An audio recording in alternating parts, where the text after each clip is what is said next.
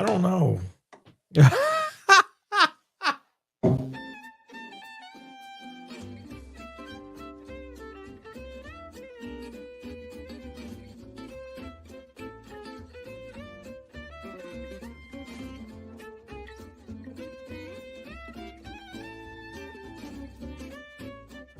Howdy do, neighbor. It's Berean Spirits time once again. The boys have gathered around and they're ready for you. So join in, make comments, and study with the guys as they try to study as the Bereans did in Acts chapter 17. And now, here's the guys. That's right, folks. It's time for another episode of Berean Spirits on a beautiful, beautiful Thursday morning here in the Ozarks of Springfield, Missouri. I'm sure it's just as beautiful, though, up there in Wichita, Kansas with Josh Thornhill with the Westside Church of Christ. How you doing, brother? I'm good. And Man. it's warmed up a bit. Well, I mean, you wouldn't be able to tell right now. It's 39 degrees, so a little warmer. Oh, yeah. A lot of the snow is melted. I'm looking at the cameras here. We still got a big pile of snow in the parking lot, but otherwise, it's good. Yeah. 39 was like our high yesterday, but we're supposed to get in the 50s today, so I'm looking forward to that. That's going to be a beautiful day for sure. Most of the snow is gone around here, though, so it's going to be nice. Yeah. Richard Dodson with the Kearney Church of Christ up in cold Kansas City area. How you doing there, Richard? I was checking. We're going to get to 54, it looks like. Yeah. But it's 37 right now. Yeah. But, snow's quickly going away. Yeah. So I'm all for that. It can go bye-bye. I don't like it. Everything just needs to go to spring, and I'll be happy. Yeah, well, we're going to get a taste of it over the next week, and then anymore at night when I sit around with my wife, I gotta have a blanket. Yeah, I guess it's because I'm getting older, but I never used to have to do that, but boy, I sure do now. She's giving you the cold shoulder. That's why. Well, yeah. Well, all those things you've been looking up, and thinking about. I don't blame her. Don't go there. Don't go there. Should I be worried here? Oh man, no. Richard actually had I'll explain it. I will explain it. No, dude, don't do that. It's all good. Richard had a great thought though. Yeah, you want me to lean on you, the guy who got me in trouble last night. Mm-hmm. Oh man, it's just so easy. Here's how things go down. We got Chris Kramer listening, so he I don't know how he does it, but sometimes, very rarely does anybody help me find a topic for the show, and so I'll get on social media and just see what's current. Maybe that's something that people would want to study, and so I found something that was current that bothered me. Yeah. And I brought it up to the guys, and that's what we're going to talk about today. There are some people who are advocating rules to relationship that have nothing to do with God. Mm-hmm. And whether it be cohabitation or even, we've seen it throughout history, just people trying to have relationships that, basically they're thumbing their noses at God's rules. And so I thought that would be probably a good show today, just to remind people that even in our relationships with each other, in the various forms that they take, God has rules that we have to abide by. And so that's kind of where I wanted the topic to go to. Yeah. And it's a good one. I mean, that's, anymore today in our society, in our culture, and granted, I know it's been this way throughout history, but as we live through and we experience certain things ourselves, and we see the results of it firsthand, we recognize the detriment to society that takes place when God's law, God's rules, his his will is disregarded. He himself is disregarded. The idea of the family being under attack, and you look at the problems in whether it's inner cities, whether it's in rural areas, it doesn't really matter. If God's will is disregarded, then the family breaks down, the society breaks down, and it just creates a world of carnage, of havoc that is being wreaked upon us, and it's unfortunate. And so, going all the way back to the beginning, what we find is that God had certain standards that He expected us to live by, to adhere to respect, and anytime those standards are set aside or disregarded, then problems arise. And so, who is setting the standard for the regardless of your relationship, whether it's in marriage, whether it's a parent child, whether it is in a work situation, a neighbor situation, all of that is irrelevant as far as what relationship you want to talk about.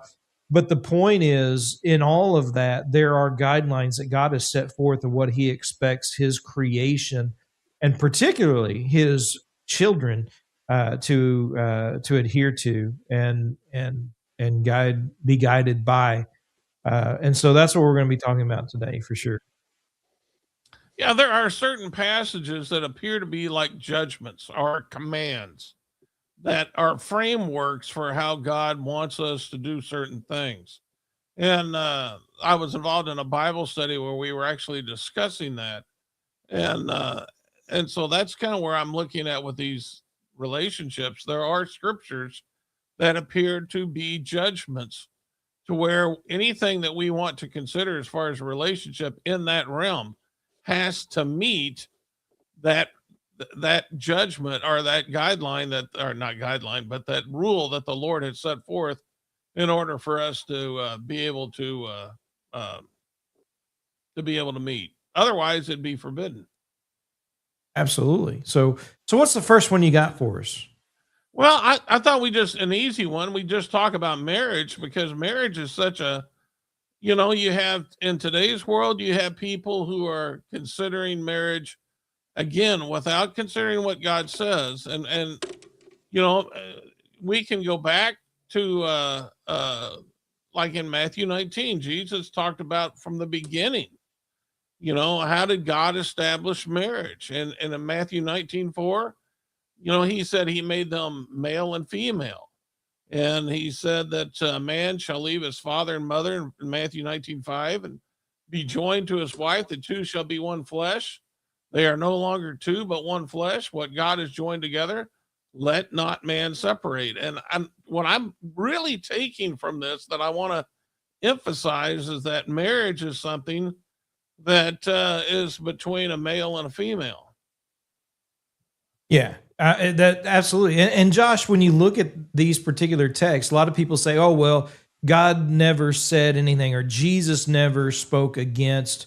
Jesus Himself never spoke against homosexuality. When in fact, that's exactly what He does when Jesus quotes from Genesis 2:24 and other passages about a man and woman. He does make that very clear. Yeah, and what Jesus does in Matthew 19 is goes back to the beginning. Of course, He's asked that question there.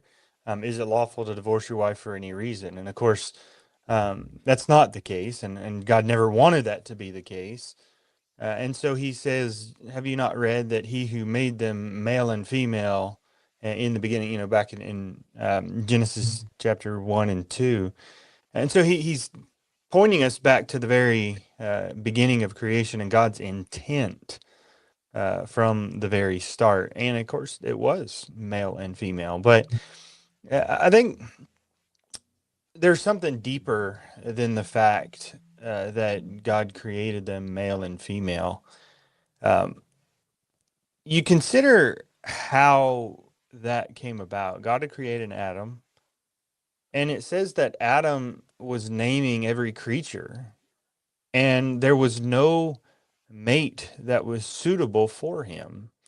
He said that it's not good that man should be alone, but there's no created animal that is suitable as a companion for Adam. Something to be said about that. You know, these people calling their pets their children, and you know, all this kind of thing. There's something to be said for that. But I digress. He's like a Anyway, cat person. um, not that I'm saying it's wrong to have pets. I mean, they can be great, but we need to remember their place, you know, among other things. But anyway, I digress, as I said before. But God creates a woman, a help meet. And I think we just kind of throw that term around there today, like, oh, a help meet. Well, it's a helper meet for him, or a helper suitable for him. That's what that word means. The woman is the companion that is suitable for the man. The only suitable companion for a man. Now, that doesn't mean you can't have friends. Guys can't have guy friends. But the only truest companion, the suitable companion in the way that God created us to need, is the woman.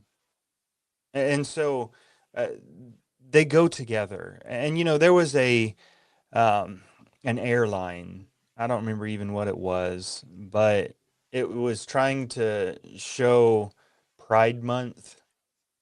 It was trying to celebrate Pride Month, and so they had seat belts, and they were rainbow. The belt itself was rainbow, and then they had the clasps that you use in the airplane, and they had the normal bit, you know, that actually fits together. And then they had the two female ends side by side and the two male ends side by side. And then somebody said, you know, you really played yourself because only one of those combinations work.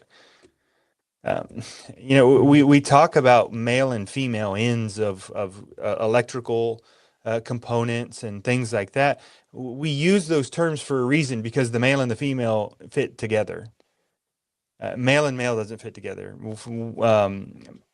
Woman and woman don't fit together. And so God created them in that way for that reason. And so they are complementary to one another. And so what Jesus does is points us back to God's design from the very outset.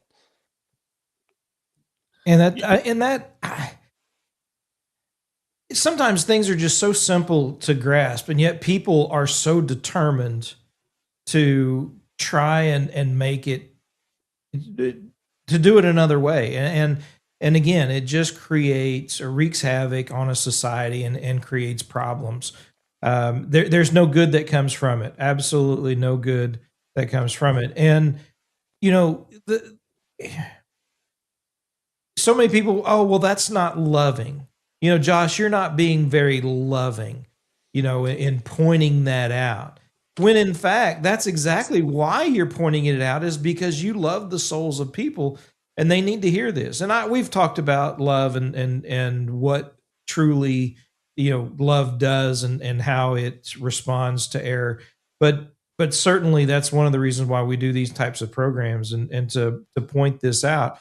But it's not just a male and female thing here, right? I mean, we're talking about a covenant relationship that God expects man and woman to engage in, to be a part of, and to respect the role that each one has been given. Richard, I Yeah. want to interject something to what Josh said, because I didn't think about this, which is why I like doing this show. Is we get three minds working on something. But you know, I didn't even think there are so many people today that do look at their pets and they are expecting things from their pets that God intended their mate to provide. And I'm talking basically, you know, emotional support. I mean, there's more emotional support pets than I ever remember seeing anything like that when I was growing up. I've never seen so many emotional support pets as we see today. But yet I'm also seeing, and I may be wrong about the statistics, but I've talked to a lot of young people who are not looking for a companion, a female or a male companion. They're not looking for marriage. And, I think what Josh said was bringing that up was a good point, is the fact that, we're looking for the things that maybe marriage can provide. And we're trying to, find those things answered in different things. And I'm not saying having a pet's wrong.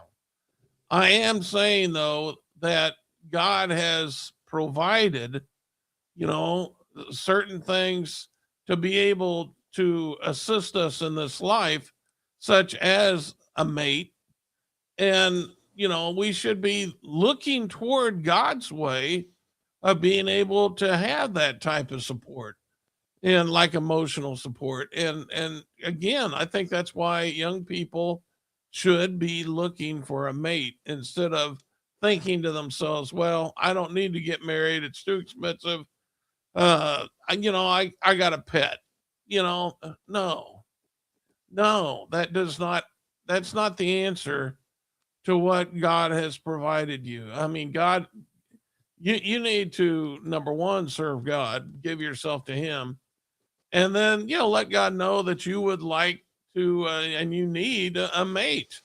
And if it's his will, then I'm sure the Lord will help you with that. But needless to say, we're not seeing that in the world today. And I dare say, and I'm probably stepping out here, I don't think we're seeing that a lot of times in the church, where young people are actually looking for a mate. And I think that's most unfortunate. Hold on now, real quick. You talk about emotional support animals. Like, don't be knocking my emotional support animal. Mine's a chicken, 3-piece with a side of fries.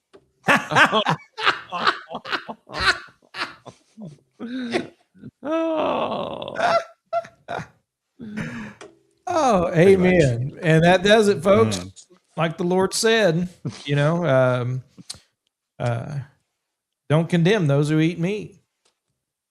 Can I just add real quick? I had a pet when I lived on my own for about 10 years. I guess it was roughly 10 years that I was on my own there. And had a there's pet a reason. with me. What's that? Never. It was a cat. That's why you were by yourself for 10 years. But anyway, go ahead. Yeah. Anyway, that pet does not provide the same companionship as my wife does. I mean, it just doesn't compare. There is no comparison. It's not close. It's not even close. No. And so, yeah, I mean, you enjoy having pets around, and that's good, but it's not meant to be a substitute. And I think we've mixed the value of life there. Human life is valuable. And I'm not saying just to be flippant with the life of animals. I think we should respect them because life is life. But those animals are not made in the image of God like men are. And so we need to honor human life above that of animals. And, take it one step further.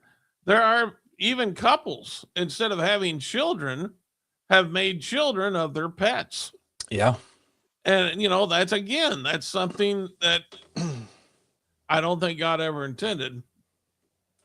But that's the way they treat and love their pets. And again, I'm not against loving your pet, but the Lord wanted man to procreate. So I just want to make a qualification here for a couple of things. All right. It's not a sin for someone to remain single all of their life. No. All right. So there are certain things that are talked about in the scriptures, even in Matthew chapter 19, when the disciples were like, oh man, maybe it's better not to marry at all. And Jesus talks about that. Paul, for various certain situations in 1 Corinthians chapter 7, encourage people not to marry if they could to because of the circumstances that were happening. All of that is understood, right? I mean, so we're just talking about a general kind of a rule where there are exceptions that are we acknowledge and recognize, but we're not getting into the exceptions right now. We're just talking about from the beginning what these passages really convey to us. And so don't think, oh, well, they think you have be in a relationship, you have to marry. That's not what we're saying. No, what we're But saying it is is that what God intended. yes, there are people today who are looking for answers, and they're looking for it outside of what God has provided in the Bible. Mhm. Yeah, and Such they as do that in everything, right? I mean, they even in religion, they go to man-made churches to look for salvation when it's not there. They sometimes look for the right thing, but they look in the wrong places. And so when you look to the scriptures to find out, right, the right place to look, then God is going to direct you in that because God's will is true. And I think it's interesting, and even in the pet conversation, God intends us to be good stewards of his creation. And I don't remember the exact text, but even in the Old Testament, somewhere, I think it's in the book of Leviticus, he talks about, not just being mean towards God's creation, destroying eggs from a bird's nest, or, just doing it to be mean, just to be destructive. I mean, God condemns a lot of those things, even how we treat animals, right? I mean, so there's, even in that relationship, there are rules and guidelines about feeding, right? While there are more in-depth points to be made from not muzzling the ox, right? The point is, look at the relationship you have with that animal that's working with you in the field. There are guidelines. So regardless of what relationship, I said earlier, and why we mentioned, people to people, even in relationships with animals, if somebody was to kill an animal of you, there were certain laws, rules that God intended to be followed, and for reconciliation, or compensation, I guess, to be made, for even pets or animals that were working for you. So um yeah, even in that, there were things that needed to be recognized and noticed by God's word. my point is substituting, Yeah, I substituting know. what substituting, like in marriage. Instead of it being male and female, there are those who search for male and male, or female and female. And again, that's not going to provide what somebody may think it provides, what God intended, but it doesn't. And it's violating a rule of God. And again, if God is not first and foremost in any of the relationships, if you don't include God, then you really don't have a relationship. God has to be included in everything in order for it to be as God, our Creator, intended. And real quick, Richard, I want you to, if you don't mind, convey this little event that took place, because some people want to include God or Christ in the wedding, but not in the marriage. But you had a situation, and it cracks me up every time, where you were asked to perform a wedding, and it left a sour taste in your mouth, and partly because of how the woman originally wanted to be identified as you were performing the wedding. Oh, yeah. Boy, that's all I need you around here for, is to bring things up that, yeah. No, this What's woman, relevant to our conversation, I think. yeah, the woman, I was doing the wedding as a favor to a friend of mine, which they're not Christians. And, I thought maybe he'd give me a chance to talk about Christianity and all that. It was just a mistake. If they're not Christians, I don't even think about marrying anybody anymore. But needless to say, we went to I'm the sure rehearsal. Catherine appreciates that. Yeah. When they when we did the rehearsal, she did not want to be referred to as a wife. She wanted to be referred to as a woman, and but not as a wife. And I was completely befuddled. I mean, I was like, I don't even know how to do this wedding. If that's the case, you're becoming a wife. I mean, like, I don't know what you're expecting here. That's why people get married, a husband and a wife. I mean, I don't know what you're asking of me. And so, I, to make a mockery of it, I went through the wedding Vows. process. Yeah, the vows. And I just exchanged woman for wife, and we get to the part where I said, "Do you take this woman to be your lawfully wedded wife?" And instead of saying lawfully wedded wife, I said, "Your lawfully wedded woman." And everybody started laughing, and she stopped me and she's like, "You're right. Make it wife." And I was like, "Nah, I got to get out of here. Oh, this was a mistake." But it goes to show you the mindset of people, right? Not wanting to follow the rules of and acknowledge and respect God's rules and God's will concerning marriage and the responsibility and role of each person in marriage, for example, right? And so not only husbands and wives, of course, we can again talk about any relationship, but I think it's interesting, how people want to go about changing things. And it sounds good in their own mind, but again, it just, when you hear it out loud, sometimes it's like, okay, yeah, maybe not. Go ahead, Josh. Well, and what we've kind of addressed though is that so many people want to have their relationships absent from God, but just look at society. I mean, they've just done such a fine job of having relationships without God in them, right? Like you just look at our culture right now, and the relationships that are absent of God are just thriving, right? No, they're not. I mean, and we wonder why there's so much brokenness in our culture. I was having this conversation. There's a text there in John chapter 5, where this man is sick. And it doesn't tell us what kind of illness he had. He had some kind of infirmity. And I think it's something that affects his ability to walk based upon the context of the conversation. But he'd been sick for 38 years. 38 years. I'm not even that old. Longer than I've been alive, this man has been sick. And Jesus goes to him at this pool where he's laying down, and he asks him, "Do you want to get well?" And it's like that's a weird question. I mean, you go to the hospitals and go room to room and you ask people, "Do you want to get better?" I'm sure a lot of them, most of them would probably say, "Yeah, absolutely. I would love to get better."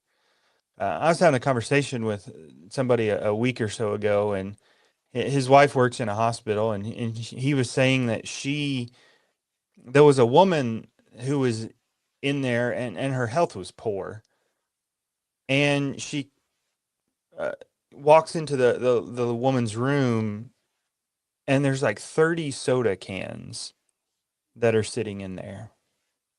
And the reality is, a lot of people, they want the result. They want to go to the doctor and they want to have whatever's ailing them better, but they don't want to make any changes in their own life in order to get themselves there. And so, do you want to get well? Well, a lot of people don't.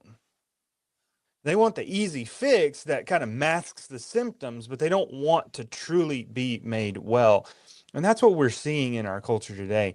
God says, if you want to have a wonderful marriage, if you want to have wonderful relationships with people, this is how you do it. And people just don't want to listen to it. And so they wallow in their mediocrity. They wallow in their broken relationships, and they wonder why it's so It's bad. failure. It's not mediocrity. It's failure. Yeah. Uh, And they wonder why. Well, that's what mediocrity is failure as a whole. I was talking to one man. He's divorced, married again.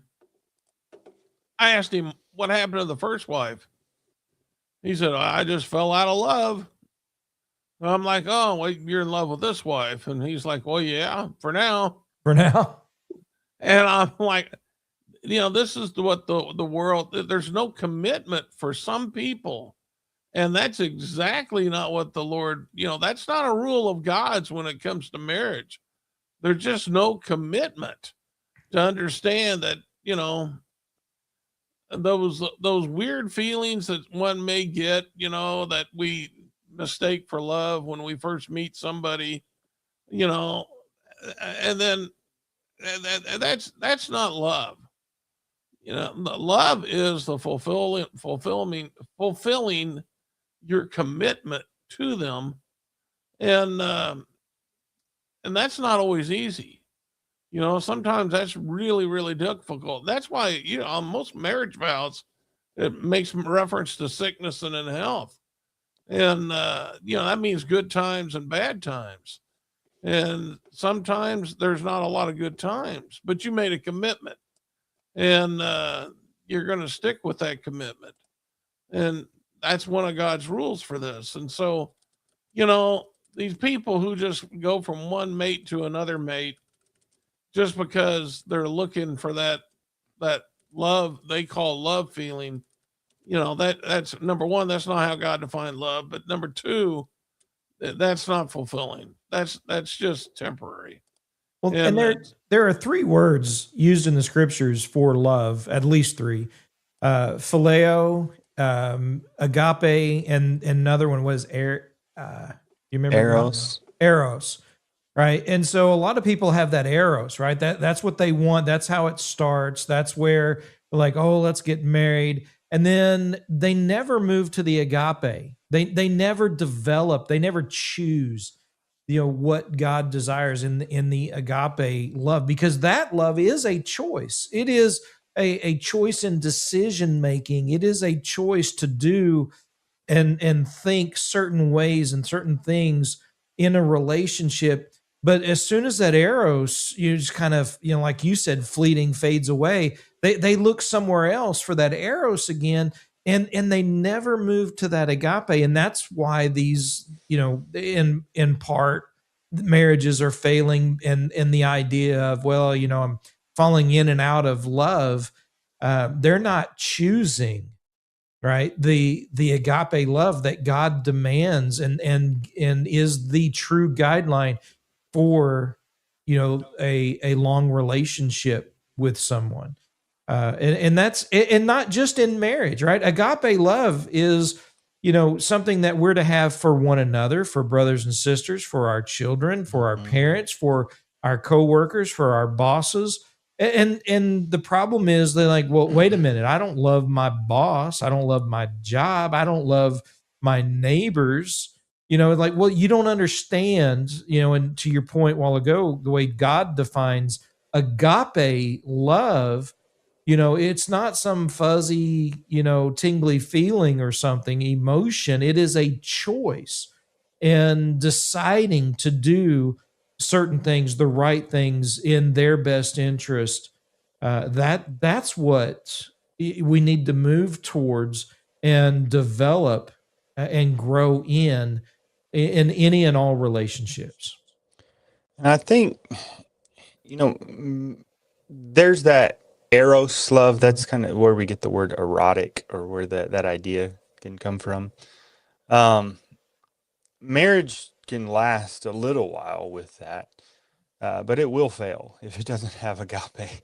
Yeah. And you think about, you know, I saw this, um, I guess, comic or whatever, this illustration where there's this old couple, and they're sitting on a bench, and it's raining, and he's angry. You know, I got a scowl on his face, but he's holding out an umbrella to cover his wife from the rain.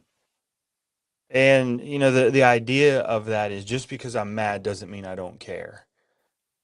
And that right there is an illustration of agape love. It's not, like you said, it's not that ushy gushy feeling. You need that, but it's not. That's not what that is. It's more a sense of duty, an obligating, or a sense of duty that you have for one another. That I'm going to seek your best interest. I'm going to do what's in your best interest. I'm going to, even if it means sacrificing, I'm going to look out for what's best for you. And you know, there was a show back in the '90s, And there was this kid, he's in high school, and he's dating somebody, and he's having a relationship problem, and he goes to the main character's mother, and is getting some advice, and he says, or she says, well, what does she want? And he's like, well, how am I supposed to know? And she says, you're her boyfriend, you should know. And he says, well, if I was spending my time worried about her, who would worry about me? And that's very selfish mindset. I think we can see that. But um, what Jesus calls us for, what calls us to, what Paul calls us to in Philippians 2 is, I think, perfectly illustrated in that situation when it's lacking. He says in verse 3 of Philippians 2, doing nothing from selfish ambition or vainglory, but with humility of mind, regarding one another as more important than yourself, not merely looking out for your own personal interest, but also for the interest of others. And so we can think about that in principle and think, well, if I'm so worried about doing that, who's going to worry about me? Well, that's the beauty of this kind of love when it's done well, and particularly in a marriage relationship. You're looking out for her interest and she's looking out for your interest. And so you both have your needs met. And even if even if she doesn't or he doesn't, God, right, is always, right? God always is looking out for our best interest. So that there is somebody who's doing it. Absolutely. But it works. Yes, it does. I mean, it just works. And so many people are far too selfish to make it work in that way. And so God gives us the answer. Mm-hmm. If you're just willing to love them before ourselves. And the funny thing is, you'll see people, I'm going to bring up the pets again, but you'll see people display that type of love with their pets, but not with their family. Yes. So I've had guide dogs, right? I've had actual service dogs, not these, frou-frou little, I'm anxious, I need to, pet a rat in my purse kind of animal. But I mean, I've had dogs that have saved my life, literally, right? Pulled me out of danger, gotten me out of situations where, I could very easily have been killed by cars, in various situations, or, sides of cliffs and different things. So I've experienced what a true service dog can do for someone. And even when I was going through training with the service dog, they would tell us, if you're at home and your house is on fire, get out, right? Don't go back in for the dog. And listen, at the time, even back in the 90s and early 2000s, they had $60,000 to $100,000 invested in each service dog when they retired and were sent home with their guide or who they were guiding.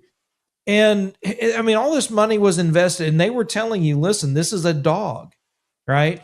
Get your family to safety, right? And if it's safe, okay, but don't risk your life for the dog. And you think about the relationship and the trust that I built up with that animal, with Navarone, the last guide dog that I had, and I'm going to tell you that there was an emotional attachment. There's no doubt about it. But at the end of the day, right? He's a dog. He was not a child. He was not my wife. And if the house was on fire and my safety was to get out, I wasn't to go back. And some people would think, that's terrible, that's horrible. But, to the point I think that we've been seeing and making, there is a difference between the life of an animal and the life of a person, the soul that has been breathed into us life.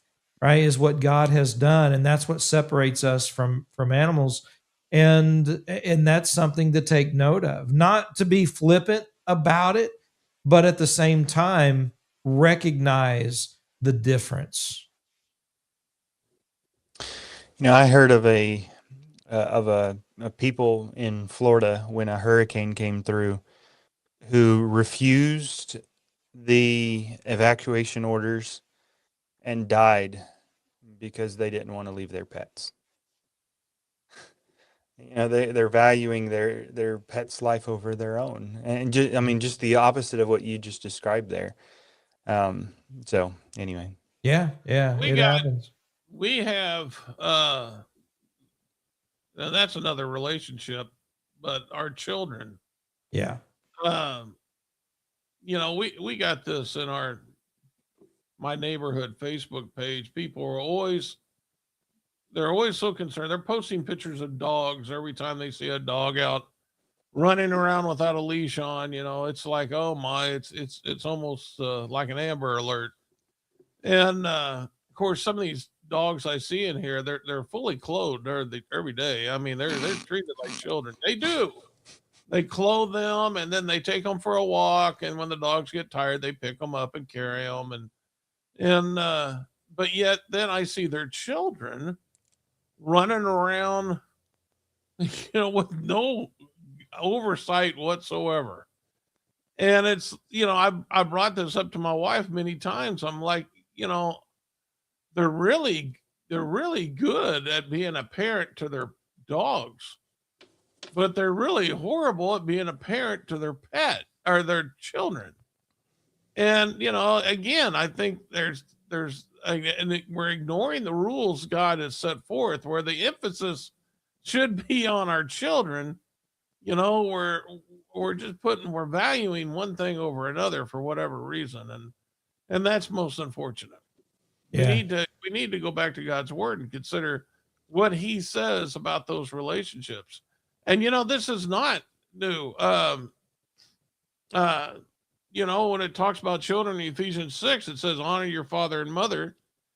Uh, and then of course, Jesus dealt with that because they were trying to change it. When He was making reference to the Corbin, instead of taking care of your parents when it got old, you could actually buy your way out of that responsibility. And when we're supposed to be honoring our parents, and there's just things that man is doing in their relationships without considering what God says about it. And we would be way farther ahead, even in the church, if we would consider what God says about how we are to treat each other and look to each other.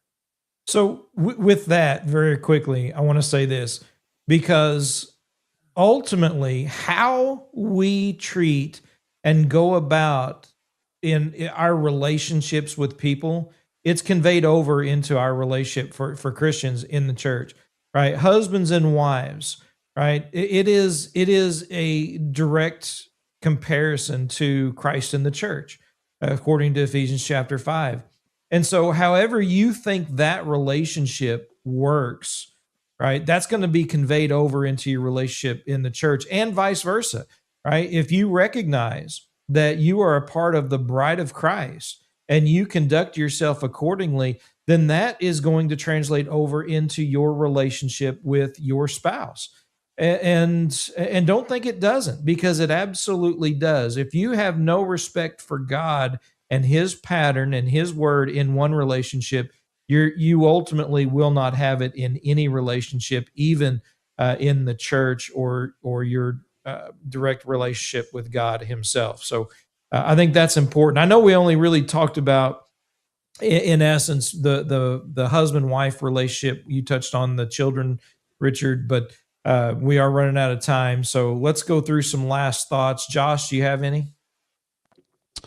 um, I mean, we hear that idea as far as marriage, that it's a triangle, and that will be the most important relationship that we have outside of God. But really, all relationships work better when God is at the center of it. Absolutely. Yeah. Richard, last thought? Yeah, I just want to make a comment. David Sambersky said this. There's an old song back in the 60s that had a stanza that said, if you want to be happy the rest of your life, never make a pretty woman your wife. David, I'm going to give you some advice. And because I don't agree with that song. Here's the advice. You find a virtuous woman, if the Lord grants you a virtuous woman and you treasure her and love her as God said, and she does the same, and God is the center of your life, I promise you, I guarantee you, she will be the most beautiful woman you've ever seen in your life. I guarantee it. It works that way. They become the standard. Absolutely. Yeah, God needs to be the standard of everything that we do in every relationship. It won't work without him. It just won't work without him. And Romans chapter 12 points out that as much as depends on us, live peaceably with all men. And to do that, we've got to follow, God's will, His word.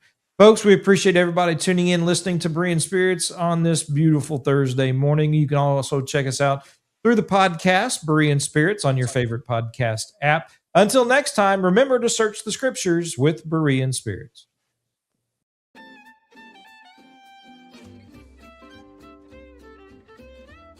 Well, folks, that's all for today. Don't worry. Lord willing, the guys will be back next week for another Bible study on Berean Spirits. Until then, let the guys hear from you. Drop them some email at bereanspirits@gmail.com. They'd love to hear from you. Until next time, let's keep studying that Bible.